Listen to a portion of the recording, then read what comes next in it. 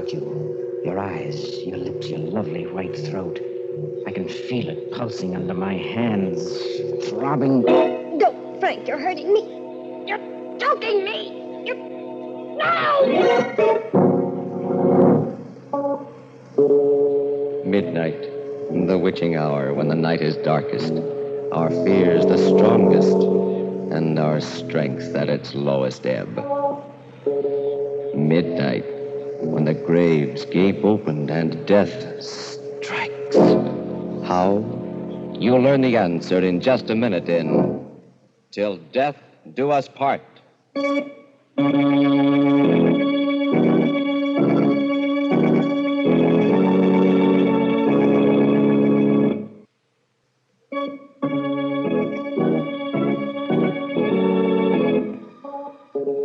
And now, Murder at Midnight. Tales of mystery and terror by radio's masters of the macabre. Our story by Joseph Ruskell is Till Death Do Us Part.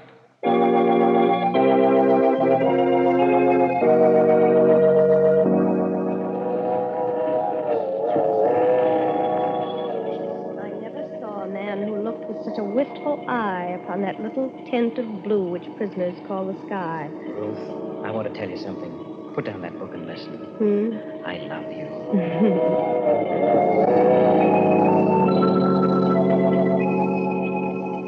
Some love too little, some too long. Some sell and others buy.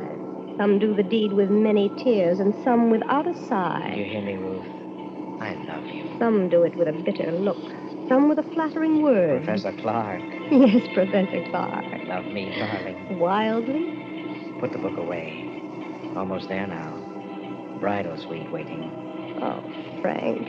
Promise you'll always love me. Till death do us part.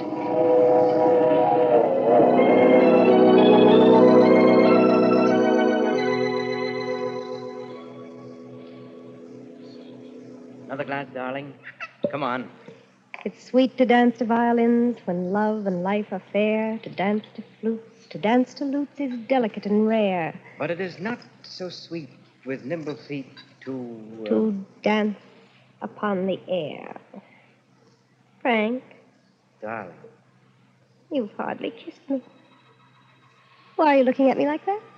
You're so lovely. Come over here to the couch. A shy bridegroom in this day and age? Darling, why are you acting so strangely? Well, if the mountain won't come to Mohammed... Come here, my lord and master. Kiss me. Oh, Ruth, I love you so much. Darling, why do you keep staring at me like that? Frank! Ruth, no. Darling, what's the matter? I don't know. Please, Frank, after all... No, don't come near me. Don't touch me. Ruth, something terrible is happening to me. It's a feeling... It's too dreadful to believe. What is it? When I take you in my arms, when I kiss you, I love you and I want you so that I feel a hideous urge to... To what, darling? To strangle you to death.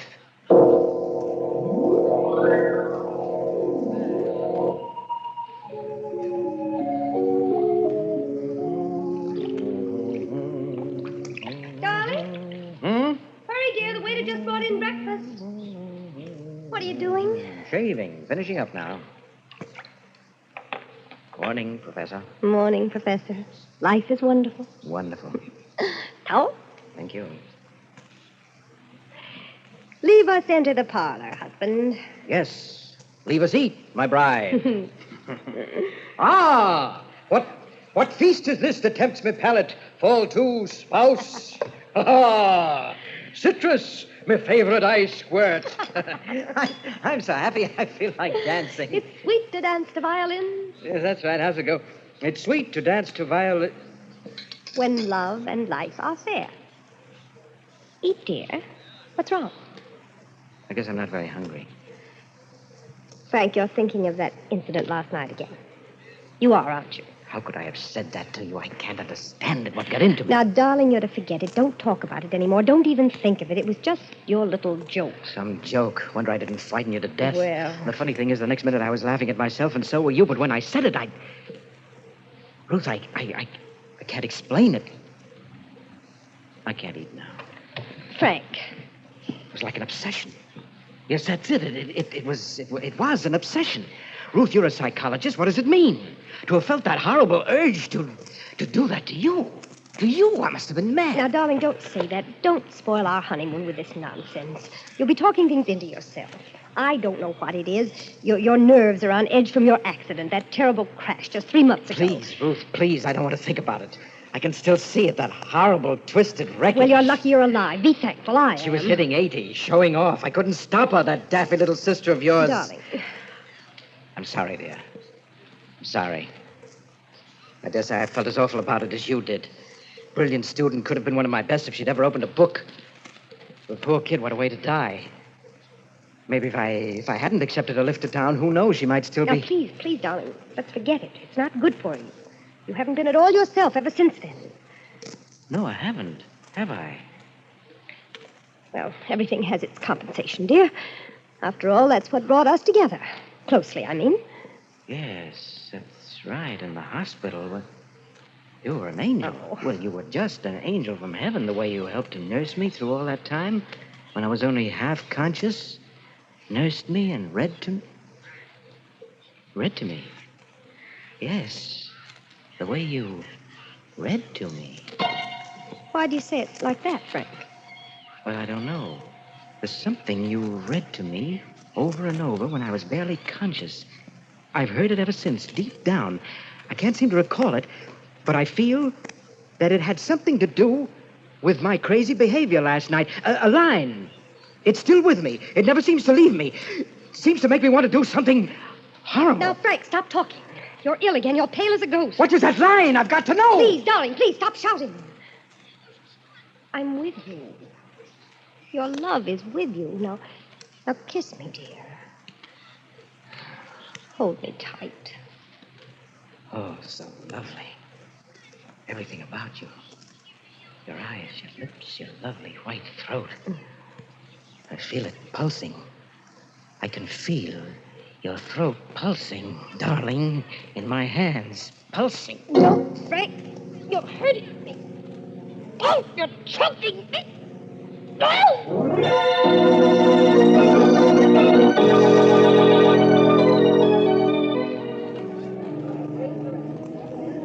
Yes, sir. I'm checking out. Room number 438. Call me a cab. From the bridal suite? Well, just a moment. There's something wrong, sir. You and your wife just checked in last night. Any complaint? No complaint. Just call me a cab. Oh, an emergency. What business is it of yours? Where's another hotel? Why, you'll find it very difficult in New York without a reservation. And if you and your wife... I'm checking out. Who said anything about my wife? She's better off without me, do you hear? Well, what are you gawking at? She's very lovely, remember? Would she make a nice corpse in a bridal suite? Oh, go to the devil.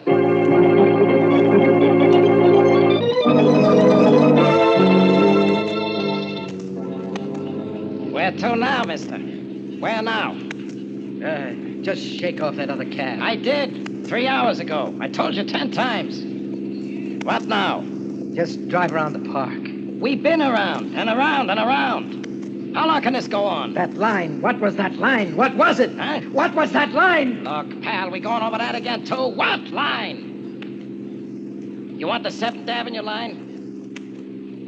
If I'm not talking out of turn, Bud, you must have lifted quite a few today. Get me to a hotel. We tried a dozen. Remember, they're full up. Hey, just who are you, mister? What's your racket? What's that to you? Okay, I just asked. I was a teacher, cabby, in a woman's college.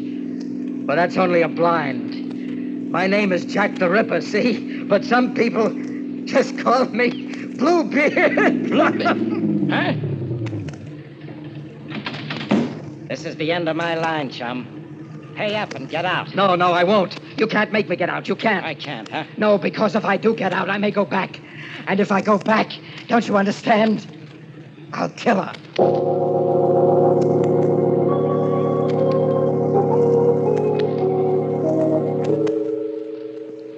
For richer, for poorer, in sickness and in health, till death do us part. A bridegroom, dazed and obsessed, standing on a city street, fearing to return to his bride, Because he knows if he does, it will mean murder at midnight.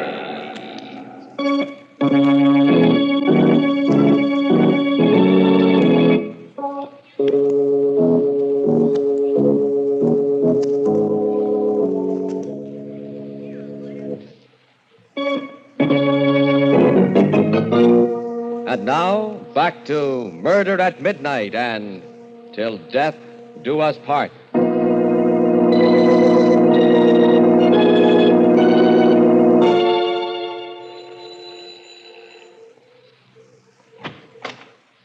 Yes? What do you want? Good evening, sir. My name is Bluebeard.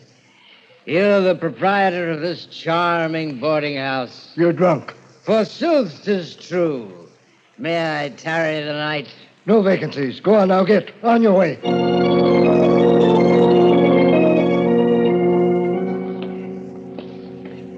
Where's his room? Top floor, rear, Mrs. Clark. He came in about an hour ago, drunk as you please, and he asked for a single. I'm not one to rent to drunks, mind you, but I can see he's real educated. And a gentleman, though a queer one, if you ask me, with his eyes all bloodshot. Well, here it is. Did he say when he'll be back? He said he was going for his bags. I'll just wait in his room if you don't mind. Hmm. It's all right. I'm his wife, I tell you. Well, I don't know. Something mighty fishy about all this. Well, excuse me, there's the hall phone. If it's not one thing, it's another. All right, all right.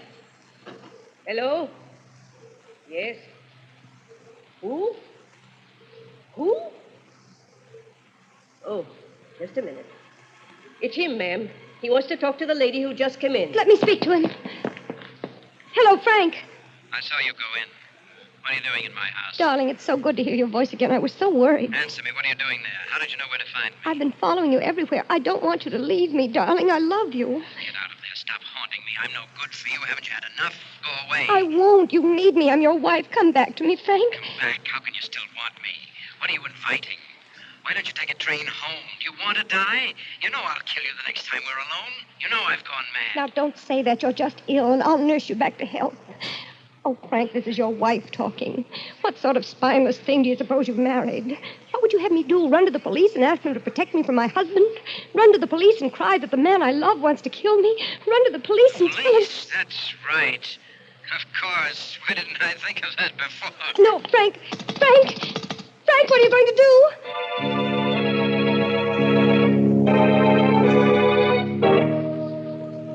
Have a seat, Mrs. Clark. What is it you want of me, Inspector Wade? Why was I called here to the police station? You've no idea? No. Oh. Is he here, my husband? He told you? But I thought he was just drunk. Oh, I told him not to come here. I told him not to. Then it's all true? This beats anything I've ever heard. Man loves wife so much he wants to strangle her. Kisses her, gets an irresistible yen to choke her to death, and on their honeymoon. You want to prefer charges? Prefer charges? What for? Well, attempted homicide ought to cover it. I won't. He's my husband. I love him. I'll stick by him no matter what. But he ought to at least be sent to Bellevue for a mental. Oh, no, you won't. There's nothing mentally wrong with Frank. Nothing at all. It's simply nerves, the result of an accident he had recently. This really takes the cake. Mrs. Clark, another thing that puzzles me. Yes? He kept raving about a line when he staggered in here, as if it were life or death. A line of poetry he couldn't remember. Wanted me to tell him what it was. Confidentially, I've only read one poem in my life. Now, what's that all about? I haven't the vaguest notion, Inspector. Just part of his neurotic state, I suppose. When we get back to our hotel room. What? You want him back after what happened? Yes. Don't you see, I must cure him of that awful obsession. Who else can do it but me? I'd like to see him now, Inspector. Please release him to me. I'll take the consequences. He's not here. Not here? No. We held him overnight just to let him sober up like we would any other drunk. Thought it was just all boozy eyewash. Well, this morning he seemed a new man and laughed it all off. So we released him. Just a few minutes ago. Oh, wonderful. But then I had a hunch I ought to warn you anyway. Just a hunch. Warn me? Yeah. He said he was going to call on you tonight at the hotel for a little reunion. Oh, how marvelous. Maybe he's all cured. I don't know. I didn't like the way he smiled when he said it. Mrs. Clark, after what you just told me, I think I ought to have him picked up again. You'll do no such thing. It's taking your life in your hands. I think he's got wheels in his head. I don't care. I love him. You die just as dead when you're in love. I'm not afraid. I'll never leave him. Certainly not now when he needs me more than ever. Is that all, Inspector? Okay, lady. You're 14 carat. He sure doesn't deserve a wife like you. And don't say I didn't warn you. It's your funeral. Thank you, Inspector. Goodbye. Oh, Mrs. Clark, there's one more thing perhaps I ought to tell you. Yes? When I released him just a while ago, he said something else that puzzled me. That being in jail had suddenly given him revelation. He smiled very queerly when he said it. Oh? I think maybe he found that line of poetry, Mrs. Clark.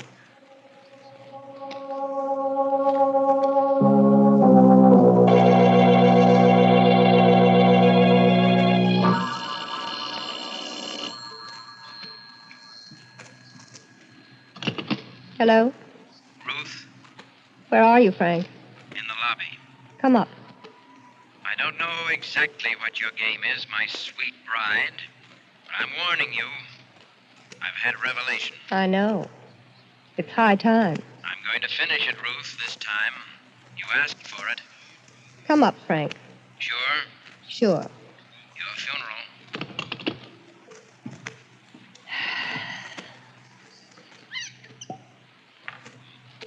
The coward does it with a kiss.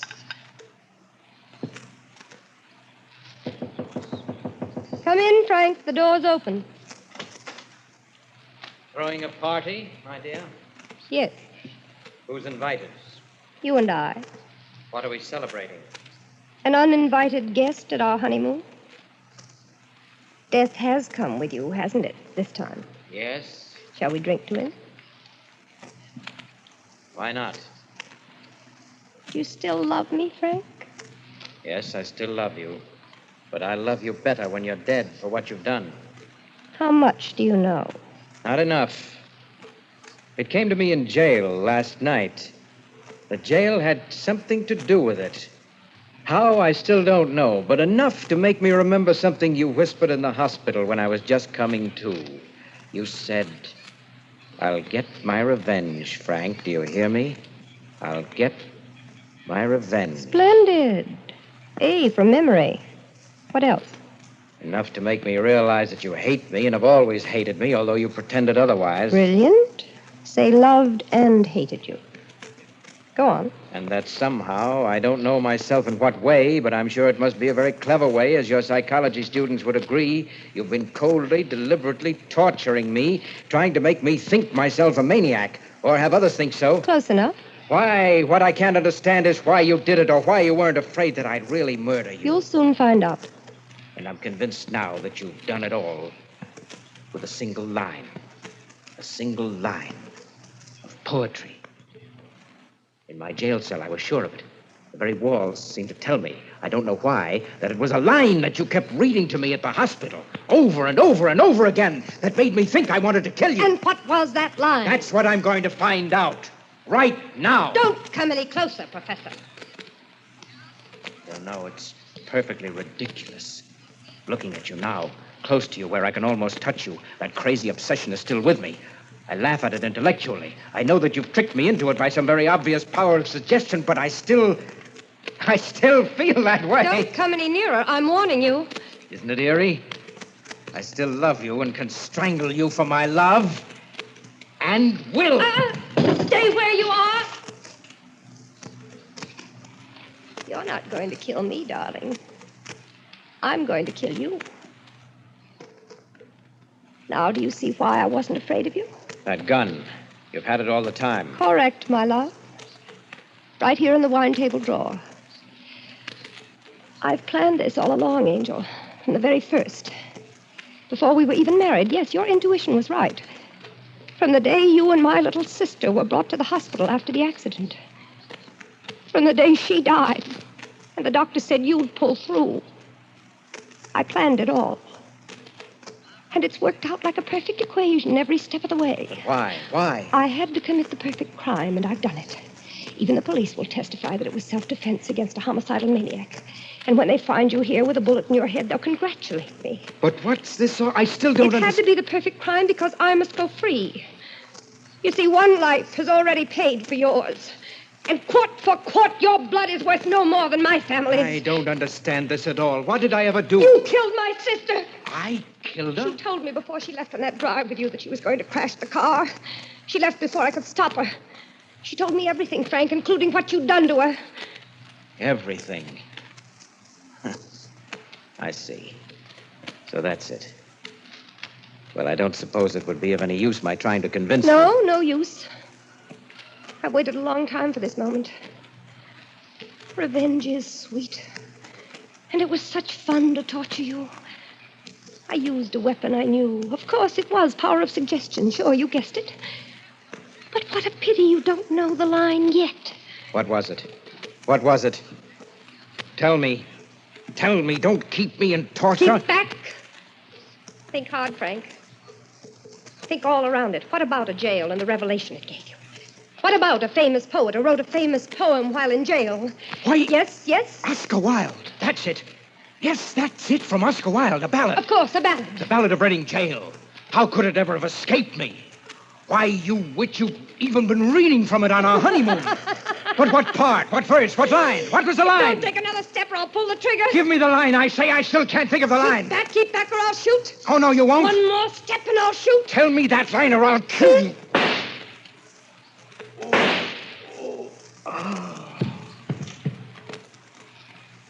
All men kill the thing they love. Remember, Frank? How's the next line go, Mrs. Clark? By all, let this be heard? So I heard. Too bad I was a little late. Inspector Wade. You know, ma'am, like I said, I only read one poem in my whole life. But ain't it the darndest thing? It happened to be the Ballad of Reading Jail.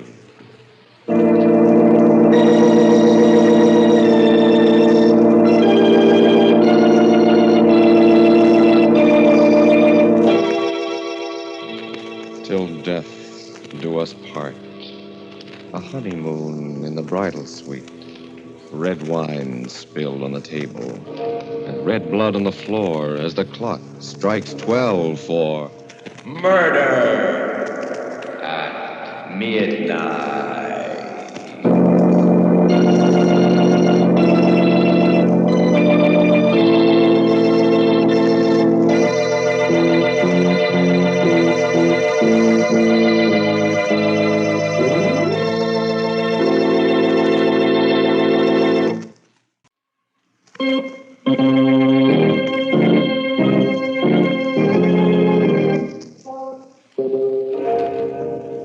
Remember to be with us again when death's key turns in the lock and the clocks strike 12 for murder at midnight. The part of Professor Ruth Clark was played by Elspeth Eric. Professor Frank Clark by Eric Dressler. With music by Charles Paul, Murder at Midnight was directed by Anton M. Leader.